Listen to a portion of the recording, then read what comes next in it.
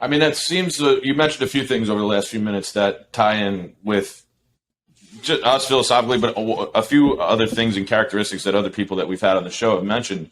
The first one was, obviously the entrepreneurial spirit. That's clear. And you just said it yourself too, putting yourself out there. I mean, that was the most recent thing you were talking about. I think that's huge. You have to do it, and not just put yourself out there and that, because that is such a big step, but also you hit the nail on the head with, you have to take that action. You have to not just take it for what it is and say, hey, this happened for them, they told me what's the right thing to do.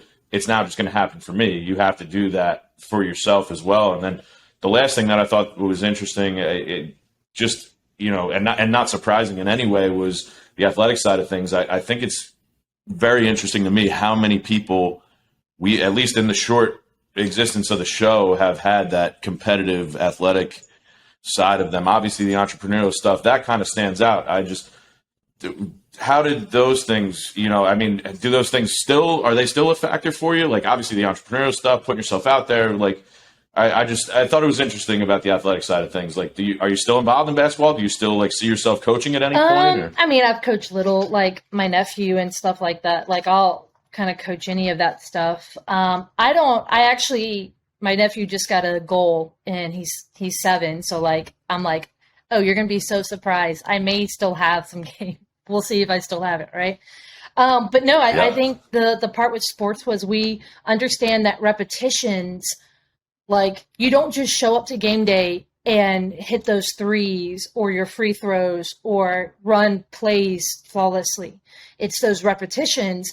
And so I think a lot of people don't see the behind the scenes. Like, they only really give tickets to the game. They don't give it to practice, right? Don't get me wrong, there's some things. But like, the reality is, a lot of people, they see where I'm at now in real estate, but they don't realize all the repetitions that we'll put in up front. And I'm thankful for sports for that stuff, right? One of the guys I really love following on social media yesterday posted, he said something to the effect of, it's basically those who can keep doing without seeing the fruit of their doing who will win in the long run.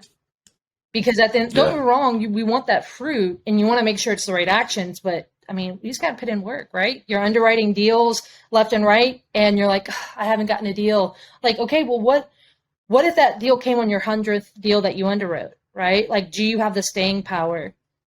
A lot of people, I think, they think of this as get rich quick, but the reality is half of the secret sauce in my life has just been staying power, just being able to go in and hit those repetitions and knowing that is muscle memory, knowing that is sowing seeds for future harvests.